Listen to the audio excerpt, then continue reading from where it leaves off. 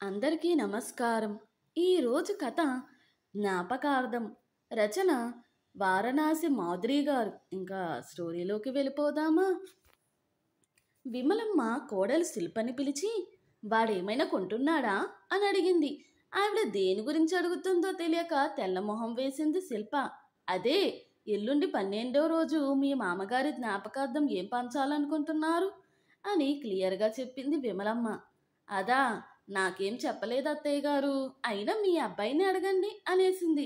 "హ్మ్, వాడిని అడగాలంటే మొహమాటమని కదా నిన్నడిగింది" మనసులో అనుకుని నిట్టూర్చిందావిడ. అలాగే ఎవరికి ఏం ఇవ్వకుండానే 12వ రోజు కూడా గడిచిపోయింది. వచ్చిన నలుగురు ఐదుగురు చుట్టాలని వాకబు చేసి అలా ఏం ఇవ్వలేదని తెలుసుకుని వాళ్ళ దగ్గరే వాపోయిందావిడ. మరి బొత్తిగా తండ్రి పేరున ఆ మాత్రం ఖర్చు పెట్టలేకపోయాడా కొడుకని. ఆ మాట ఈ మాట కోడలి చెవిలో పడుతూనే ఉన్నాయి ఆవిడ అసంతృప్త మాటలు. ఈవిడేమో ఆయనతో డైరెక్ట్గా చెప్పరు, ఆయనేమో ఇలాంటివి వింటేనే ఇంతెత్తులేస్తారు. మధ్యలో నాకు తలనొప్పి అని అనుకుంది శిల్ప. భర్త చెప్పేది నిజమే. మన ఇంటి మనిషి వేరే వాళ్ళ జ్ఞాపకాలలో నిలిచి ఉండాలని అనుకోవడం ఒక ఎత్తైతే, ఆ పరంగా మనం ఏదో ఒక వస్తువు ఆయన పేరిట పంచిపెట్టడం ఎంతవరకు సబబు? ఎవరైనా ఒక మనిషి గురించి వారికున్న అనుబంధాన్ని బట్టి, ఆ మనిషి చేసిన మంచి పనులను బట్టి గుర్తు చేసుకోవాలి కానీ, మనం బలవంతంగా ఈ వస్తువును చూస్తూ గుర్తు చేసుకో అని పంచిపెట్టడమేమిటో.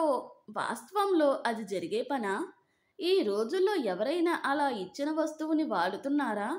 పుస్తకాలను చదువుతున్నారా? తీసుకువెళ్ళి వేరే ఎవరికో ఇచ్చేయడమో, లేదంటే లోపలెక్కడో దాచేయడమో జరుగుతుంది తప్ప ఎంతమంది నిజమైన జ్ఞాపకంగా చూస్తున్నారు వాటిని? పైపెచ్చు ఆ వస్తువుల పట్ల ఒక నెగిటివ్ సెంటిమెంట్ కూడా పెట్టుకోవడం ఎంతమందిని చూడడం లేదు తాము? అత్తగారు అడపాదడపా అందరి దగ్గర ఈ ప్రస్తావన తీసుకురావడం వింటూనే ఉంది. కానీ ఈ విషయంలో తానేం చెయ్యలేనని ఊరుకుంది శిల్ప. అలా విమలమ్మ గారి భర్త పోయి 2 నెలలు గడిచి 3వ నెల వచ్చింది. ఒక ఆదివారం ఉదయాన్నే భార్య, పిల్లలు, తల్లిని బయటకు వెళదామని బయలుదేరతీశాడు కొడుకు శివ. ఎక్కడికి అంటే చూద్దురుగాని అని అన్నాడు గాని ఫలానా చోటికి అని చెప్పలేదు. కారు ఒక చోట ఆగితే ఒక మనిషి వచ్చి ఓ పెద్ద అట్టపెట్టిని డిక్కీలో పెట్టాడు. కారు మళ్ళీ బయలుదేరి ఒక అనాథాశ్రమం దగ్గర ఆగింది. అందరూ దిగారు. ఆశ్రమం సెక్యూరిటీ గార్డు తలుపు తీసి శివకి సలాం చేసి కారులో నుండి పెట్టెని దించి లోపల పెట్టాడు. ఆశ్రమంలో అందరికీ శివ బాగానే తెలుసనిపించింది వాళ్ళ మాటలు వింటుంటే. అది అడిగితే ఇంతకు ముందు 2 సార్లు వచ్చానని చెప్పాడతను. బాక్స్ ఓపెన్ చేయగానే అందరూ ఆసక్తిగా చూశారు ఏమిటా అని. బొంతలు, రంగురంగుల బొంతలు. అక్కడున్న 30 మంది పిల్లలకి తల్లి చేత ఇప్పించారు. పిల్లల ముఖాలు మెరిశాయి. అసలే చాలా చలిగా ఉంది.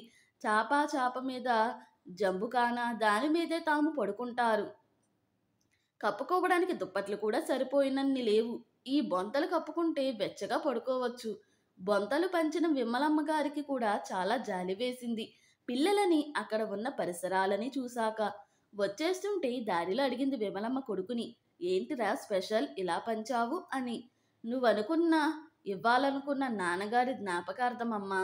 నేను నాన్నగారి 12వ రోజున రాగివో, స్టీలువో, గ్లాస్ చెంబో, లేదంటే ఏ సుందరాకాండో, భగవద్గీతో పంచలేదని నువ్వు బాధపడ్డావని తెలుసమ్మా. కానీ నాకు అలా ఇవ్వాలని అనిపించలేదు. మన బంధువులందరూ ఆ మాత్రం స్థితిగతులన్నవారే. మనం ఇచ్చేవి తీసుకెళ్ళి ఏం చేస్తారో, అలాంటివి తెచ్చుకుని మనమేం చేస్తున్నామో తలుచుకునే ఈ పని చేశాను. కాకపోతే కాస్త టైం పట్టింది. బండారులంక నేత పనివారి దగ్గర టోకున ఓ 100 చీరలు కొన్నానమ్మా, బట్ట మందంగా ఉంటుందని. ఆ తరువాత వాటిని ఈ మధ్య బొంతలు కుట్టే పని తగ్గి పనిలేని బొంతలు కుట్టేవారు 2 చేత చెరొక 15 బొంతలు కుట్టించానమ్మా. 3 చీరలు కలిపి ఒక మాదిరి ఒత్తైన బొంతల. వేసవికాలం కింద పరుచుకుని శీతాకాలం కప్పుకోవడానికి వీలుగా ఉంటాయని. పాపం పసివాళ్ళు, అనాథలు ఎలా బ్రతుకుతున్నారో చూసావుగా. మన పిల్లల్ని అలా కనీసం ఊహించుకోగలమా చెప్పు. అందుకే ఈ పని ఇలా చేశాను నాన్నగారు పేరు చెప్పి. ఏమ్మా, నీకిప్పుడు సంతృప్తిగా ఉందా? లేదంటే ఇంకా చుట్టాలేమనుకుంటున్నారో అనే బాధపడుతున్నావా అని అడిగాడు. పిల్లలకి అవసరమైనది ఇస్తూ వారితో పాటే నేత పనివారికి, బొంతలు కుట్టేవారికి కూడా సహాయపడాలని ఆలోచించిన కొడుకుని తృప్తిగా చూసుకుందావిడ. అప్పటికే కంట్లో ఉబికి వస్తున్న నీటిని తుడుచుకుంటూ, లేదురా శివ, చాలా మంచి పని చేశావు.